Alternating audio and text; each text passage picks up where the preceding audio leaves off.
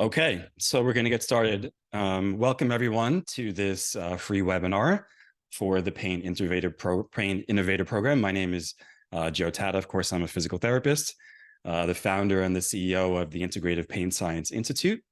And today's webinar really is about the Pain Innovator project and how you can work with me kind of on a more closer mentorship level. I know some of you have taken some of my CEU courses that focus on kind of whole health and biopsychosocial interventions. This is different. This is really working with me one-on-one about growing your business, growing your brand, about creating a certain product or program that you want to create. That's really what the Pain Innovator project is all about.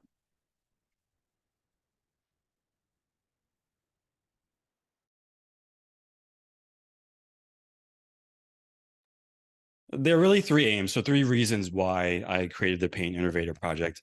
One is people started to ask me, like, did you do any training with practitioners one-on-one to help them, grow their practice or whatever is involved in their practice? People also started asking me questions like, how do you do the things you do? And, where did you get the ideas to create courses and create the Institute? And, I've written 3 books and run private practices. So people started asking me really about what my career trajectory was, how I approached kind of like these bigger challenges like chronic pain, and if I was willing to kind of help them on that journey. Innovation in healthcare is important. It's something that, we're not really taught in school, I would say.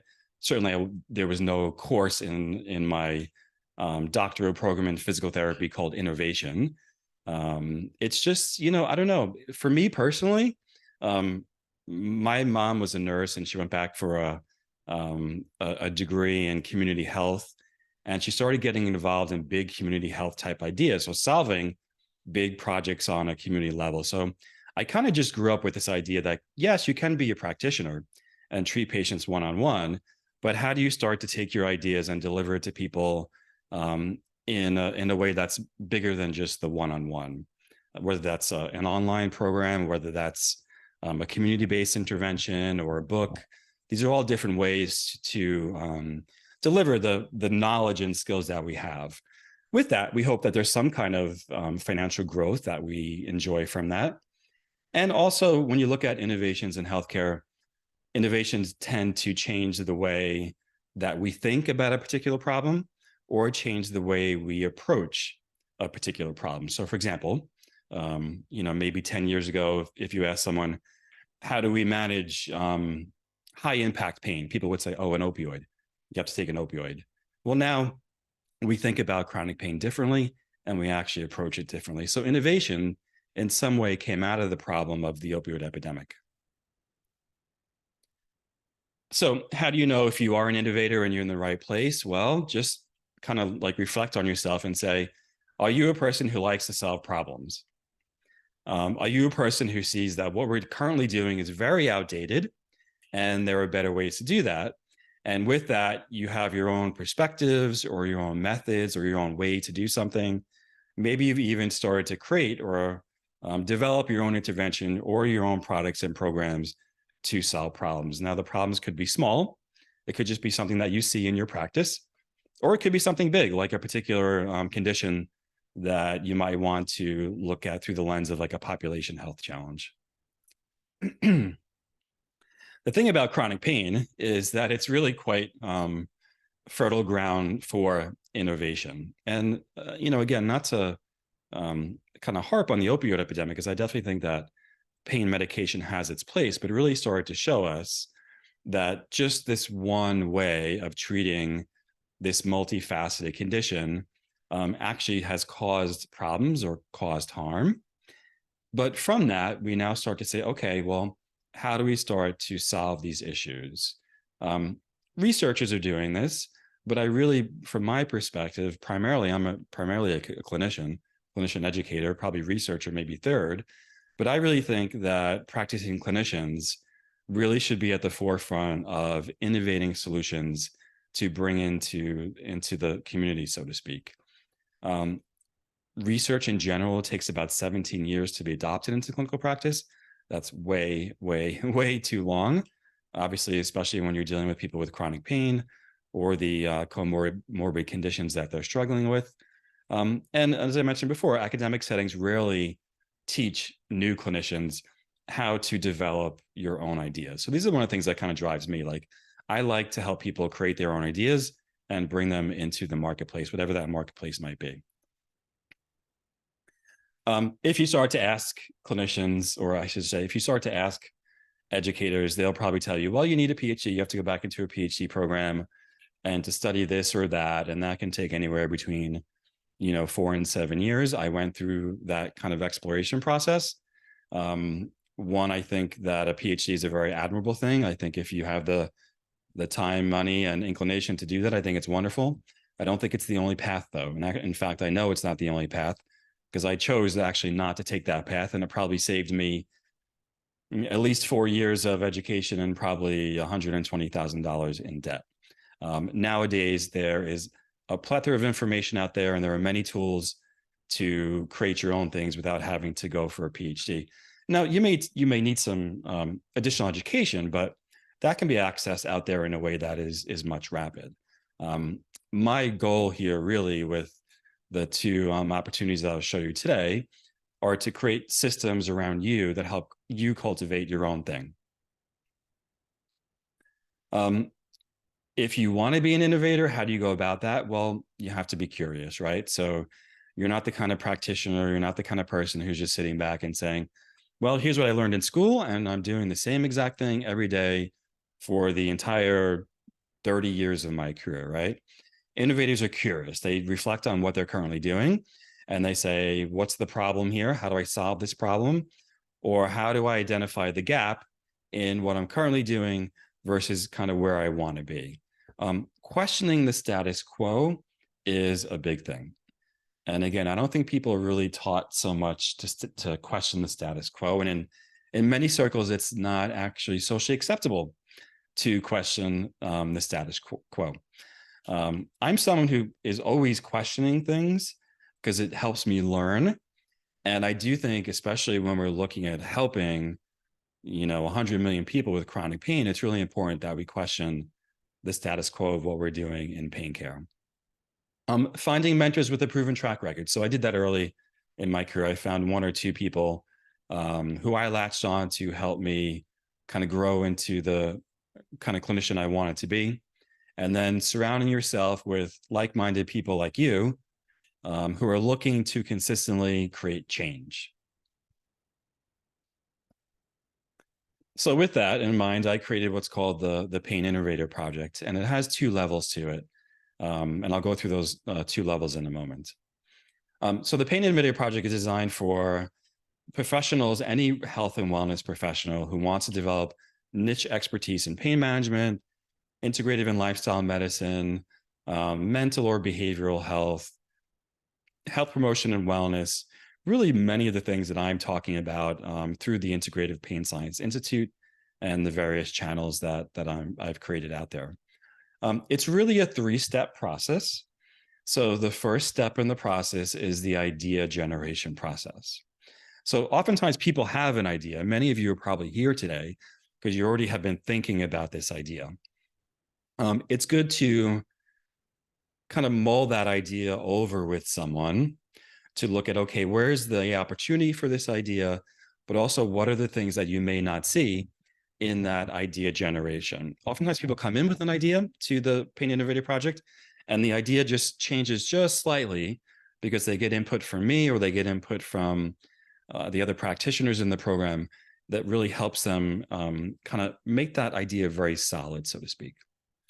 Then it's developing that idea into actually something that's tangible.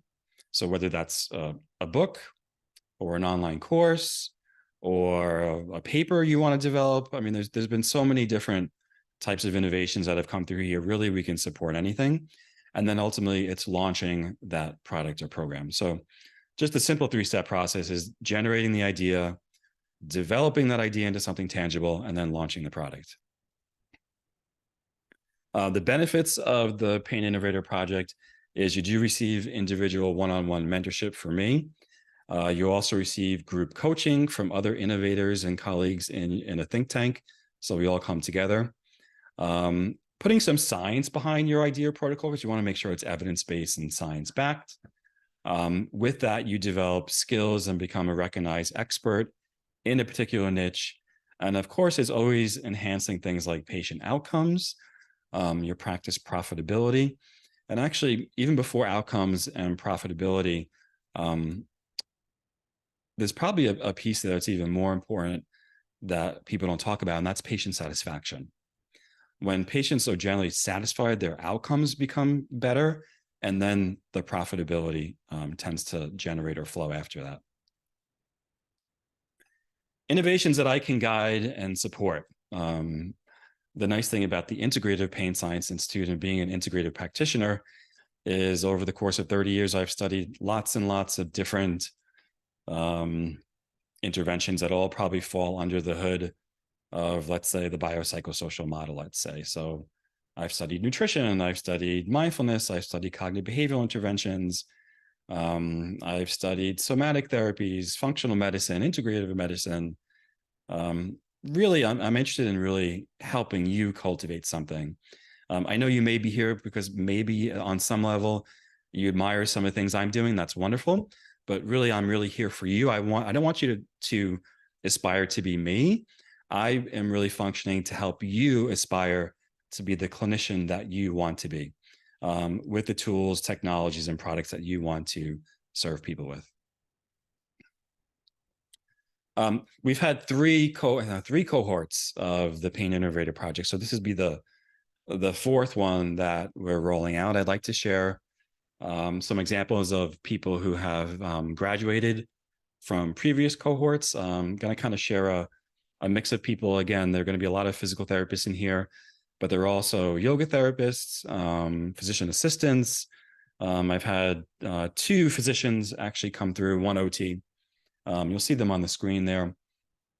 Just kind of, we'll go in clockwise order here. So upper left-hand corner, that was a team of a PT and an OT from Canada that developed an online pain education course called Living Better with Pain. It's actually a bilingual course, so it's available in French and English. Over to the right, Stephanie Carter-Kelly developed a program called Yoga for Better Backs. She has actually spun it off now into a practitioner training program online, a consumer training program online, and she delivers aspects of that program in a medical center in her area where she treats people with not only physical health conditions, but also mental health conditions. On the right, mindfulness as a catalyst for change. So this is a physician assistant who works in the VA who created a program based in mindfulness, but it was really an integrated program to educate veterans on options instead of opioids for managing their chronic pain. The path to less nerve pain was developed by a physical therapist who treats primarily people with diabetes and cancer-related diabetic neuropathy. Perinatal Partners Network is a really interesting project. I'll show you a slide in a minute.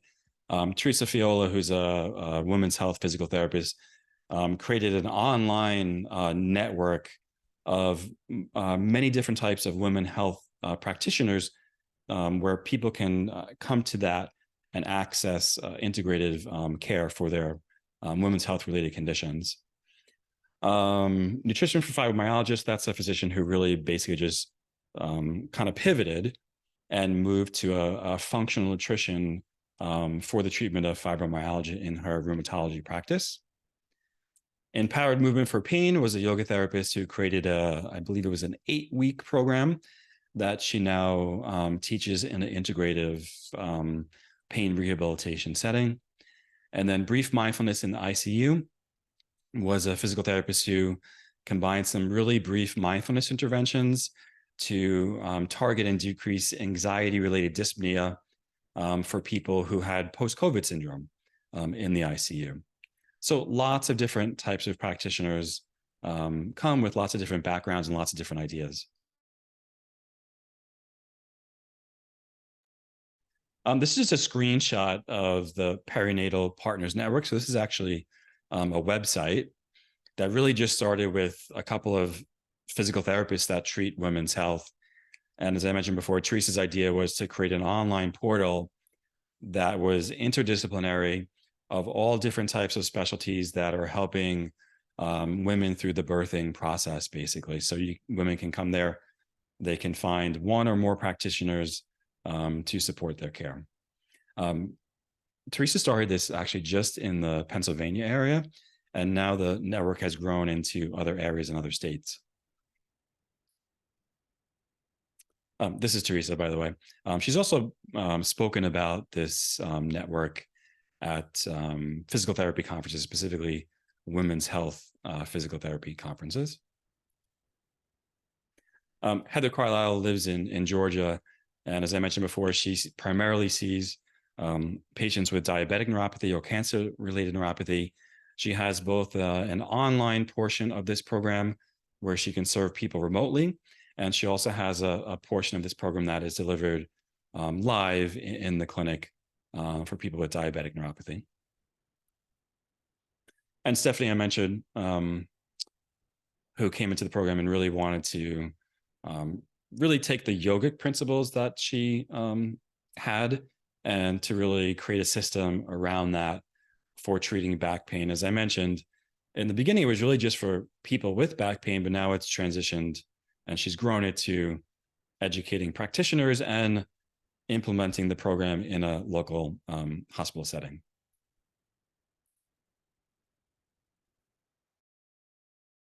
The Pain Innovator project, you will have 10 CEUs when we're done with this, and it takes about 3 or 4 months to complete. Most people will complete it by the 4-month period. If you need some extra time, I'm happy to extend it, but I really like when people come in and they're like, okay, I'm ready. I've set aside some time each week where I can work on this. I've set aside the time for the group calls. I've set aside the time for the one-on-one calls with me, and I'm ready to create and innovate something special. I have created a fellowship around this, so you'll be a fellow of the Integrative Pain Science Institute when you're done. Just a summary of the program. Really, my goal here is either to help you impact a certain condition, how you can become more influential in your practice or your profession, and obviously how you can generate more income. It'll help you develop a brand or a business. It'll help you develop and market your own product. I do think there is value in working with other practitioners in a think tank, not only getting my input, but also getting their input. There is a one-on-one mentorship component to this. I actually have broken that down to 2 different levels. So I'll show you 2 different opportunities for that. And then finally, this will open up clinical educational and leadership opportunities for you. So everyone has gone on and continued with this work. It's not like they started it and just kind of left it. They've all continued to grow this work after the program has ended. So why do you want to train with me? Lots of different reasons, I think. Sometimes people just kind of come across my work and they're like, oh, you're the guy with the podcast. And I'm like, well, that's true. I do have a podcast, and I've had a podcast for probably about 5 years and produced over, I think we're up to like 351 podcast episodes now. Before I had the Integrative Pain Science Institute, I actually ran a group of outpatient physical therapy clinics. So I understand how to open brick and mortar practices. I understand how to grow them. I understand what's involved in the clinical training of that. I understand what's involved in the human resource, billing, everything that has to do with growing a clinic. I've written 3 books, 2 consumer books, 1 textbook. With that, created many different types of courses and certifications. I think I have published 7 evidence-based papers now in different journals. I do speak and train professionally at conferences. Of course, now my focus is on growing the Integrative Pain Science Institute. And just recently, I developed my own model of pain care. So I'm continually innovating even within my own work. All right, so there are 2 levels. So you have 2 choices today. And I should probably put these choices in the chat thread so you can take a look at them and access them. The first level, so the link is in the chat thread if you want to click on it, but the first level is the Pain Innovator Project. So the Pain Innovator Project, you receive 3 2-hour, or they tend to go longer depending on how many people join the program. I tell people prepare yourself probably for a 3 to 4-hour group call, but there are 3 group calls, which is like a group mentorship. And then there are one-on-one calls with me, just you and I, one-on-one. And you'll go through a period of developing whatever it is that you want to develop. You'll test it, gather some information around it, and then finally release it or launch it or publish it, whatever it is that you want to do with your particular innovation. This is really best for people who kind of have like a loose idea, but they're not sure how to create it, or they have an idea, but they're not really sure kind of what to do with it, right? So that's level 1. Over the course of running this a couple of times, people have asked me like, how do I work with you in a deeper way? How do I work with you in a more consistent way? How can I work with you in a more one-on-one way? So then I've created level 2. So level 2 is not a group program. Level 2 is just working with me one-on-one. So there's no group component to level 2. Level 2 is like, I kind of have the idea. I've created this idea already. I've been running this idea for a while. I really need one-on-one help within the marketing and branding part of it. And I want to kind of go deeper with you, Joe, one-on-one. That's 5 months of one-on-one support, basically. So really you're looking at a 3-month program versus a 5-month program. The 3-month program on the left, the Pain Innovator Project, does have one-on-one call. The business coaching on the right has 5 one-on-one sessions with me, basically.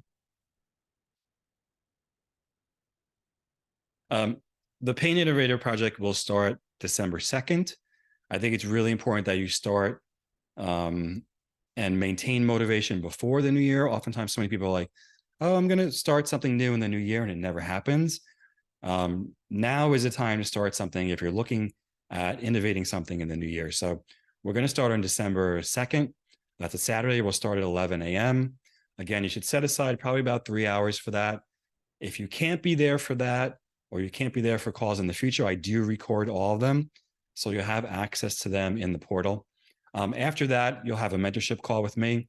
And then there's the level 2 training, or the second training, I should say, which starts on January 16th. And then after that, it'll be February and then March. And I'll announce those kind of as we get closer based on the group's input and when they want to create the calls. But for now, know that the first call will be on December 2nd, and the second call will be on January 16th. So the Pain Innovator Project, which is the kind of more entry level, is $19.97. The business coaching one is, if you've progressed a little bit already and you want that, that's $29.97. Okay, and then I'll open it up to you for questions.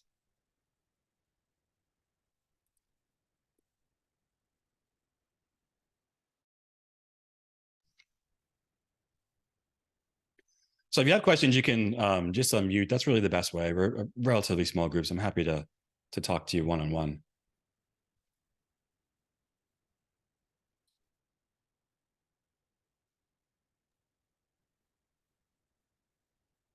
Oh, maybe I need to, I think I...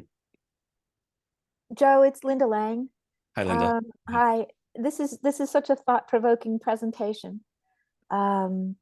I've collaborated with a lot of people over the years in my work. I'm a yoga therapist, and my program is yoga as lifestyle medicine, and have worked in a variety of settings. I want to tell you, this is just listening to you is empowering.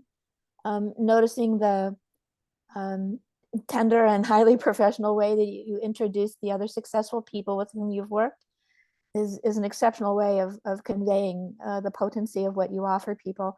I don't really have a question.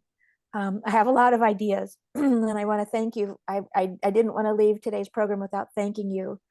And I'm sure I'll be back in touch. It's just really outstanding and inspirational. Thank you so much. Thank you, Linda. I appreciate your feedback. I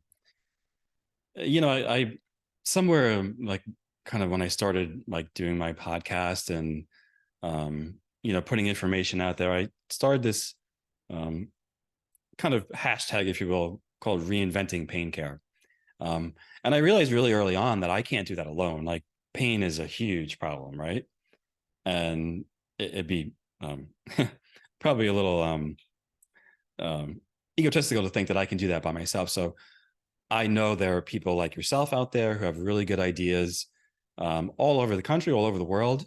And all of us, I think, in some way need to rise together and help people and approach this problem. And when we do that, then we'll be able to, now I have kind of transitioned to what I call the Pain Liberation Project, which is helping people become liberated from whatever pain it is that they're experiencing. So, someone like you is really perfect for the Pain Innovator Project, meaning I have lots of ideas. I've been thinking about them for a while. I'm not sure which one I want to develop, and we can work on that together in that first level. You'd be perfect for that. Yep. Thank you. Hi, Joe. Stephanie here.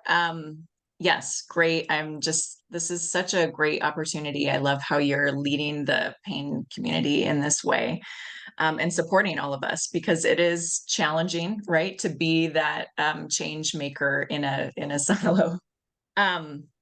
I'm curious about the business coaching one. I've launched my product, been working on it for a year and a half, building a team. And there's some things that are challenging, of course, when it comes to marketing, I guess, holistic care, right? Am I a digital therapeutic? Is this an intervention? Is it pain relief, pain management? There's aspects of our product that are in person, as well as online. And so I'm curious, maybe more of the logistics around the business coaching, the one-on-one piece. When does that start? All that good stuff. Yeah. So the business coaching grew out of the Pain Innovator Project because some people came through, some people started the Pain Innovator Project with an idea, and then they developed it, ran it once, and they were like, I need more help, actually. And then some people came into the Pain Innovator Project with an idea that they had already developed and were kind of running like yourself. And they were like, well, this program was good, but I'm a little bit beyond the Pain Innovator Project. I know you have had multiple clinics. I know you've created online courses. Can you help me with that piece of it? So that's really where the one-on-one came in, because I think there's power in a group when you feel like you're alone and you're the only one out there doing that. Once you kind of get beyond the point of, okay, I'm not the only one doing this, and my ideas aren't necessarily odd or, out of the norm, basically, there are a lot of private practitioners who have had programs out there who are developing their practice or have had a practice and they want to grow and scale their practice. And they're like, okay, I really need someone who has a proven, has decades of experience essentially growing a business, if you will, which is what I did with my physical therapy practices. I have also done that with online programs. Like I've had online programs, one based on a kind of pain education approach for people with pain, and the other one based on ACT that I've run online. So the one-on-one really is, I just want to work with you one-on-one because I want I want all the attention on me, and I want to focus on me, essentially. That's really what the business coaching is for. You can start that today, essentially. Because those are one-on-one sessions with me, I'll send you a link to my schedule, and we'll schedule those around at your convenience, basically. Gotcha. Okay. So yeah, it's really like, I don't want to be in a group. I want to focus on me and my business. Yeah. Okay. Awesome. Well, thank you. Yep. Thank you.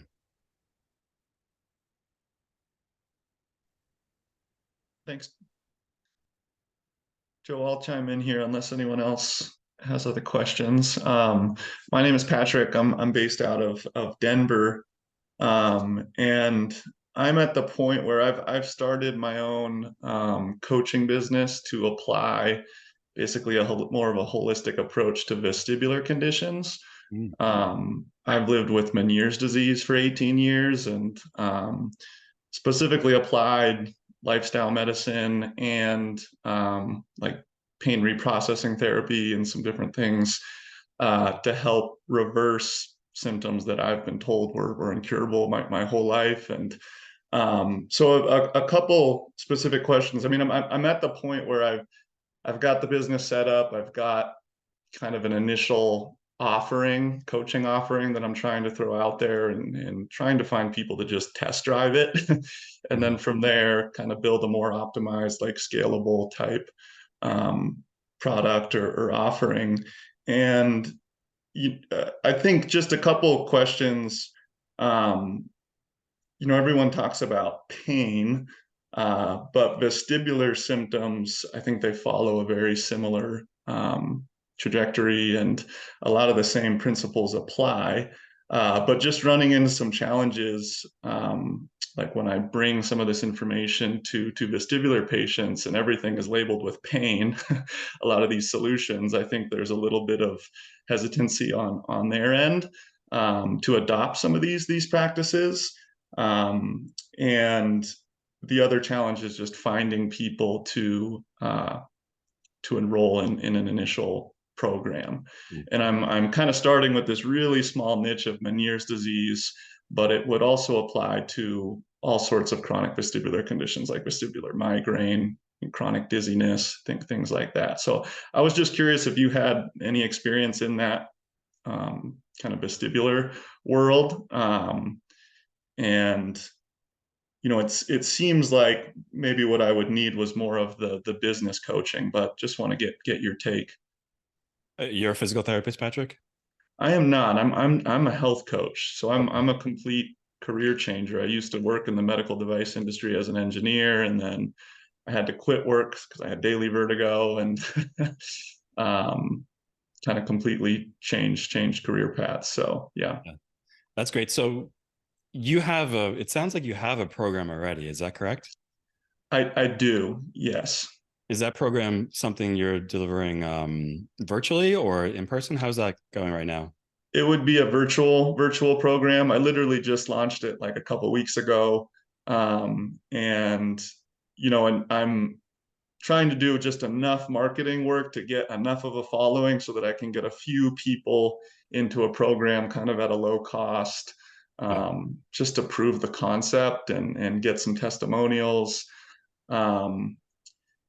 That's exactly what you said is exactly right. You're kind of at proof of concept phase where it's like, I've created this program. I know it works. I need to basically run a couple people through the program, get some positive proof from them that you can then use to kind of scale your marketing, basically. And proof of concept is proof of concept is something that a lot of practitioners kind of skip over, basically. It's really important that you get social proof from people. And there are certain aspects of that social proof that you need to kind of understand and kind of have certain things that really start to talk to people. So that's really important. The other thing is, you said like, this is a small niche. I'd kind of actually challenge you on that and say that there are a lot of people out there that have quote unquote dizzy related symptoms. Some of them are being diagnosed appropriately. Some of them are definitely not being diagnosed at all, and people are just missing it. And then some of this actually is comorbid with other conditions. Like, there's some really fascinating new research around vestibular challenges in people with trauma, because the cerebellum is involved in not only balance, but it's also involved in traumatic experiences. So the reason why I bring that up is because sometimes you'll develop or you'll be able to access new niches or create new niches from the one that you're currently working on. You can kind of basically kind of springboard off that one into others. Yeah, absolutely. Yeah, I think you're right. I mean, the Meniere's focus maybe a little narrow, but yeah, so I'm trying to figure out kind of where it fits in, and how to access people is the biggest challenge right now. And the people are out there, and Yeah. there are pros and cons to niching. So the pro of niching is that you're able to really focus tightly on something. Mm-hmm. The con is that some people may not even know what Meniere's is. Yeah. Right? They may just say, I'm dizzy, and that's all they really know. So it's something that we can kind of, work on and explore together. Or like I said, you may discover, like, you start this one base program, and then you have other programs that kind of, or develop off it, basically. Sure. Okay, great. But based on that, just real quick, would you say that it, like, the business coaching, or where would I fit in best? I would say the business coaching, because you've already gone through, you have this idea, you've already developed it. And it sounds like you maybe even have taken some people through it. You just want to develop it and market it kind of more broadly. Yeah. Okay. Yeah. Sounds good. Thanks. Yeah. Congratulations, Patrick. I love when people come into the healthcare system who are like, I've been struggling. I couldn't find a solution for this. And, I'm just going to educate people on my own. Like, I think the pain education realm is a good example of that. But I think there are so many conditions in health, wellness, mental health that, lived experience really speaks to people. Yeah, definitely. Yep. And I used to design the medical device. So I was in the medical device industry. So I saw all the crazy stuff that people were building to treat some of these conditions that, can be prevented and treated in other ways. So yeah, great. I'm looking forward to working with you, Patrick. Yeah. Thanks, Joe. Yep. Okay. You can just unmute and just chat with me.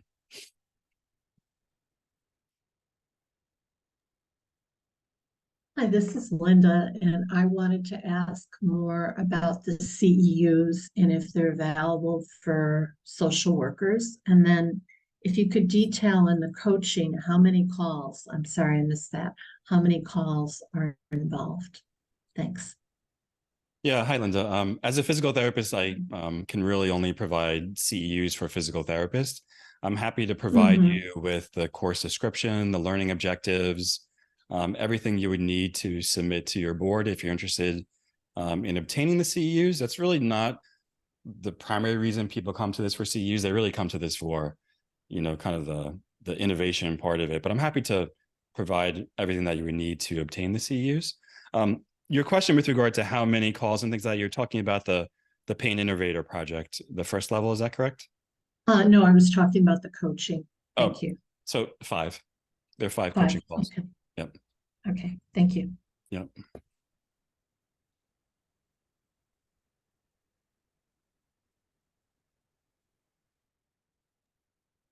Joe, sorry, can I ask another question? Just check my understanding on the coaching part on those 5 calls. It sounds like it's pretty flexible with what our objectives might be. Is that right? It is. And that's Okay. the other part of why I created the business coaching, is because people wanted a bit of a break from what everyone else was doing, and they wanted, like, okay, how do I mold this so that it's specific for me and my business, basically. Okay. Yeah. So if I'm looking for maybe like a peer review for my program, help creating a maybe like an open clinical study, or like what that data plan is for designing a pilot, that still feels like the coaching might be a good fit. Yeah, I can help you with that. I'm actually working on I'm halfway into my own pilot right now, actually, that we'll eventually publish.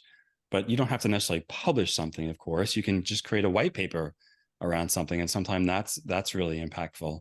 Or just have the data, for yourself that you can use for marketing purposes to other practitioners or online or patient groups, all that. Okay. Thanks.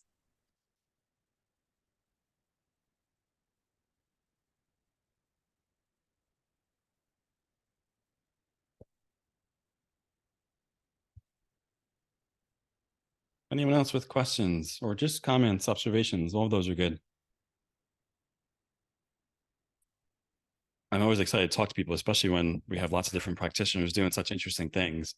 I think it's great. And I think that, you know, kind of greasing the spokes now before the new year starts is always good. I know December can be kind of busy, but really starting to think about the new year now and planning is the way to do it. Oftentimes, like January 1 rolls around and whatever, you're sleeping in on the new year, and, you know, these things don't start until like mid-January, and then it's February, and it's like a whole quarter of the year can pass. So I really want to start this in December now. So just really getting your mind in the right place of, okay, let's start to think about this. Let's start to talk about this. Let's start to develop my ideas or fine tune my ideas so that 2024 can be successful, basically. So many people launch these programs like in the beginning of the year, and I'm like, doesn't really make any sense actually, because you need to, on some level, start to prepare at least a month in advance for these kind of bigger items or bigger proposals that you want to kind of tackle in your life, in your career. You know, and life is a big thing. A lot of people come to this because they're interested in, you know, improving their business. A lot of times our business is a big part of our life, but oftentimes in these types of programs, there's definitely a personal development that happens here as well. This is not necessarily a personal development program, but you're really calling on yourself to grow here, not only personally, but also professionally, right? And those two are really kind of bidirectional. Like you can't really have one without the other. So you're probably not going to grow professionally if you're not willing to grow personally as well. What that means is I'm going to challenge you. I'm going to ask you tough questions. I'm going to give you homework and things to do. I'm going to maybe, you know, gently push you a little bit, you know, push you outside your comfort zone, which is where really you want to be when you come into programs like this.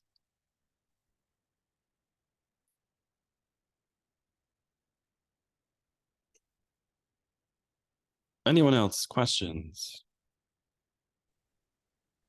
Hi there. Dr. Tatta, Oh, I'll let whoever that is go.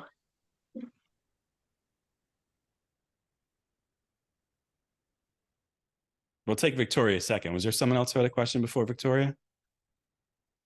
hey, Dr. Tatta, I just wanted to jump in and say, hey, wanted to jump in to get more information on the different programs you are running right now, because I did your pain and nutrition certification.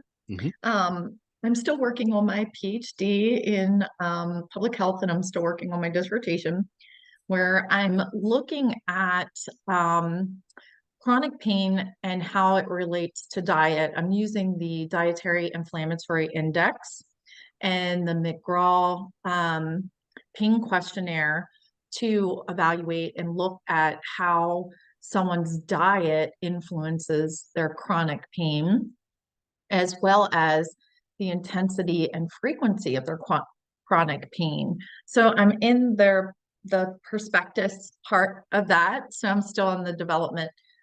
At the end, I feel like next semester I'm going to have it turned in for final approval, but I just wanted to pop in and see what you had going on, because I've been following you for a while and I love your work. And also, like you said, like it's kind of a lonely place to be when you're questioning the status quo, right? And just wanted to hear what everybody else was working on, because it gives me inspiration and hope that once my dissertation is done, that it's actually going to be something that can be used to make positive impact and change for people who are suffering from chronic pain. So I appreciate it. Thank you for letting me be here. Yeah, thanks for joining. I mean, nutrition is definitely one of those areas that I think gets the least attention. Like right now, as far as integrative pain goes, I think there's so much emphasis on, let's just say, the psychosocial realm, which is extremely important. But, you know, we're looking at people with significant metabolic disease. And, you know, when your hormones are imbalanced and your blood sugar is imbalanced, all that has an impact on your nervous system. So I think nutrition is an area that is so ripe. I wrote a whole perspective paper on nutrition and chronic pain. I'm not sure if you read it, but my whole point behind that was basically like, look at all the areas that really need to be developed, you know, in that. What I'm currently doing is many of you know that I created a model called PRISM, which was published in PTJ. It's really an integrative model for treating pain. And I have a pilot study that I'm about to do a whole bunch of work around, and taking key pieces of PRISM and putting them into an integrative protocol, 8 weeks, basically. And nutrition is part of that, actually. So that's what I'm doing. But I also have an idea to do a nutrition-specific study, but that probably won't be until next year. I'm really fascinated to look at specifically sensitivities and hypersensitivities to food and how that can create chronic symptoms. And as you said, a lot of practitioners don't look at nutrition when anybody's dealing with any kind of issue, really, but how hypersensitivities and sensitivities have really become a major issue for people, and it's not talked about at all. I work with women with chronic pain, specifically around hypersensitivities and sensitivities, and seeing the symptom relief they get just by changing their diet and taking some of these pro-inflammatory foods out of their diet, and really looking at, you know, what could be the trigger. They see such symptom improvement, and it's something I hope that we start to focus on when people are coming into the different clinicians, looking at, I'm having this symptom, that symptom, and instead of throwing, you know, pain medication or whatever at it, like really looking at their lifestyle and focusing on their diet. That's my hope, is that we can help with the study develop better pain management protocols that do focus on lifestyle and diet primarily. So yeah, one of the areas that I keep watching to see like what's going to grow, and I know it's coming because they've, you know, thrown millions of dollars toward the Human Microbiome Project, is looking at mast and histamine cell responses to different types of foods and how that has an effect on people's brain and their body, actually. And in the fibromyalgia space, it's been spoken about for a long time that people have these insensitivities, but we still don't have really good research around what that actually means and, you know, some data around it. So that's an interesting area for me. yeah, I really wanted to focus on that in my dissertation, but unfortunately I couldn't find a questionnaire or something like that that was valid, that has been proven to be valid, to really dive into that. But that was the area I really wanted to research. But I feel like looking at the dietary inflammatory index and chronic pain will get me in that direction, where eventually, once I graduate, I can expand into that. So, and that's actually going to be something I focus on for future research. That's what I'm going to talk about in my paper, is really looking at these hypersensitivities and food sensitivities as a way to help just broaden the field a little bit. Yeah, please keep in touch and keep me up to date on your work. It's exciting, and we definitely need it in pain care. Oh, Victoria, you're still there. I'm still. Hop in there. Thank you. No, it was great to listen in on that kind of dialogue there. Very exciting when these ideas are flowing and everybody's collaborating. And it's just, I love that collaboration. I'm a mental health therapist, licensed professional counselor in Fort Collins, Colorado. And I've been working with chronic pain and illness for almost a decade in integrative care initially, now in private practice, running groups and sort of psychoeducation and mental health, behavioral health, you know, components directly related to chronic illness and pain. Also working with athletes in recovery from injury, rehabbing, and also performance, sort of enhancing performance through the, sort of behavioral health elements as well. So certainly working from a very holistic perspective, and have in mind a couple ideas for and have been developing some courses for CEUs, for other mental health therapists to know how to work with these populations effectively, probably more broad and general kind of, behavioral health interventions for pain and illness management 101, and then sort of maybe some different kind of more specialized courses down the road that directly focus on certain specific kind of clusters or syndromes, or, various vestibular or just sort of, I guess, muscular, fibromyalgia, histamine, right? Hormonal stuff. So nutrition and everything, like obviously the holistic model applies. It's this sort of chicken or the egg behavioral health interventions that will promote people's access to, and of course, the biopsychosocial elements of food insecurity and socioeconomic status, and whether or not we have access to certain resources. Those are factors, of course. But behavioral health driving change in lifestyle, and then lifestyle promoting behavioral health improvement, mental health improvement, and getting all of our hormones, microbiome in check. That we need both the behavior and the mental health, the barriers, the trauma-based kind of responses, and internal barriers to engaging in healthy behavior. So I'm really excited. I like collaboration, of course, but I think that the coaching would make more sense for me. And I just kind of wanted to share a little bit about what I do, because others have, and I'm really excited and inspired by what everybody's doing. I love collaboration, but I think I need you to be more, directly, helping me launch these courses that I have in mind, obviously one at a time. How long are the coaching sessions, did you say? Those 5? They're 55 minutes. 55. Okay. Thank you. Yep. And, as I listen to you speak, Victoria, you're, going through like all the aspects of probably the chronic pain experience, right? There's like the psychosocial aspects, and there's the physical aspects of it, and the behavioral aspects, and social determinants of health. And one of the reasons why I developed PRISM is because I think all of us know, or we're aware of all that, but no one has put it into like a model for people to kind of look at it and learn from it. And, PRISM, the name of it, PRISM, is the Pain Recovery and Integrative Systems Model. The reason why I call it a systems model is because I have a system of kind of how I do things, basically. That's what's coming or growing out of PRISM, basically. And I think it's really important when you're growing a practice or you're creating products and programs that you really solidify that system and exactly what you're doing, because the problems we're all seeing are extremely complex and multifactorial. And in that, we can get lost in all these different types of things, right? Oh, they have trauma, I have to teach trauma. No, they have the problem is nutrition, they need nutrition. You get lost in all these things, basically. So one of the things we want to do is create clarity around exactly what you're doing and exactly what you're going to be delivering. Because if not, you can waste years and years and years of time kind of spinning the gears, basically, trying to figure out, okay, well, I know all this stuff.